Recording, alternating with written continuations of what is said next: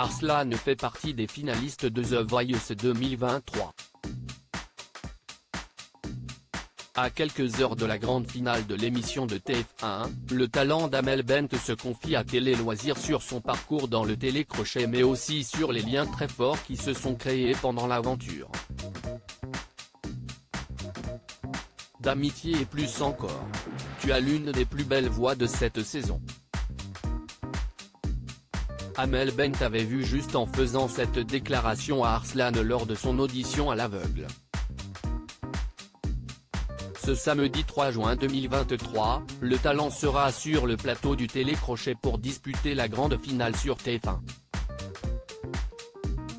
Le jeune homme devra tirer son épingle du jeu face à 3 candidats bourrés de talent: Aurélien, le talent de la Team Zazie, Misha, son coéquipier dans l'équipe d'Amel Bent et Jérémy Levif qui représente Vianney. Lors des répétitions au studio du Landy, Saint-Denis, où est tourné le concours de chant, Télé Loisirs a eu l'opportunité de s'entretenir avec Arslan afin d'évoquer avec lui son parcours dans l'aventure. Arslan, The Voice 2023, beaucoup d'amitiés se sont créées sur le plateau voire des amours. Télé Loisirs, comment vous sentez-vous avec la grande finale en vue? Arslan, j'évite de trop analyser mon état d'esprit. Il rit, j'ai des hauts et des bas. Par moments, je me sens bien et à d'autres je suis triste, je pleure un peu. Mais globalement je suis très content d'être là. Pourquoi triste? Car l'aventure touche à sa fin. On n'a pas envie que ça se termine tellement ce que l'on vit est beau et intense. CIST extraordinaire. J'ai peur du vide qui va s'installer après la finale. Vous êtes le premier à avoir été qualifié pour la finale. Ce n'était pas dans l'ordre des votes mais est-ce que CIST a un soulagement quand son nom sort en première position? À l'annonce des résultats, j'étais content mais en même temps, il y avait cette forme de pudeur. Je ne voulais pas me réjouir car les autres attendant le résultat. Je vis mes émotions de manière très intense mais je les montre de façon très modérée. Un vrai semble s'être créé entre tous les talents de cette saison. Il y a une vraie cohésion entre nous et surtout mes camarades sont de vrais gentils, des gens bien et on le sent. Nous sommes dans une compétition mais on essaye au maximum de s'extraire de cet état d'âme. Nous avons vécu tellement de moments conviviaux.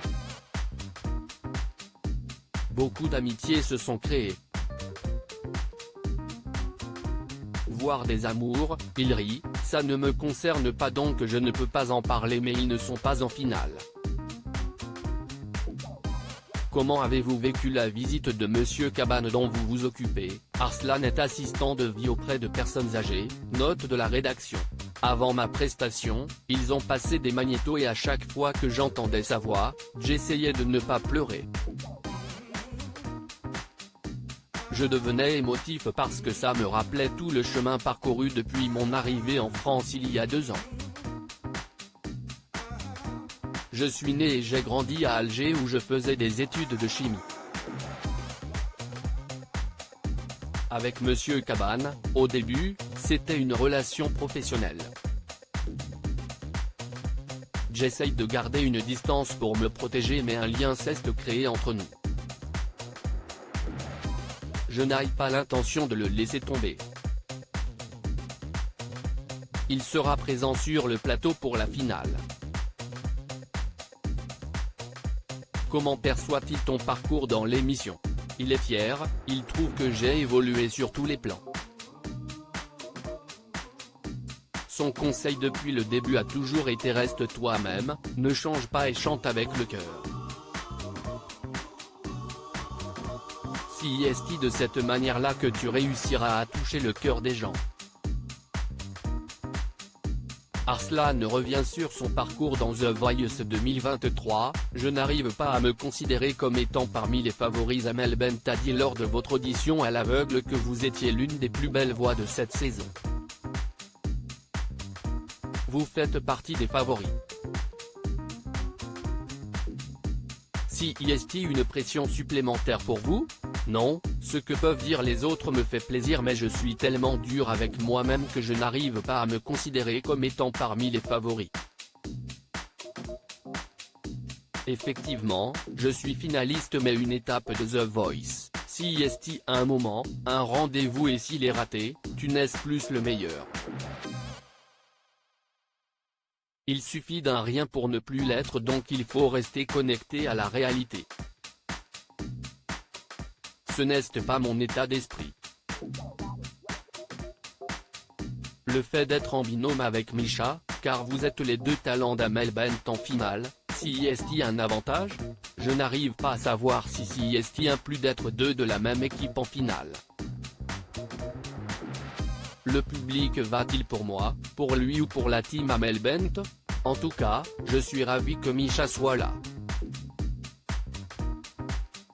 Avec lui, je ne m'ennuie pas, il est drôle. J'aime discuter et travailler avec lui. On se conseille parfois. Pour moi, être en finale est un cadeau que l'on devait à notre coach. Elle est vraie, authentique dans la vie de tous les jours et aussi artistiquement.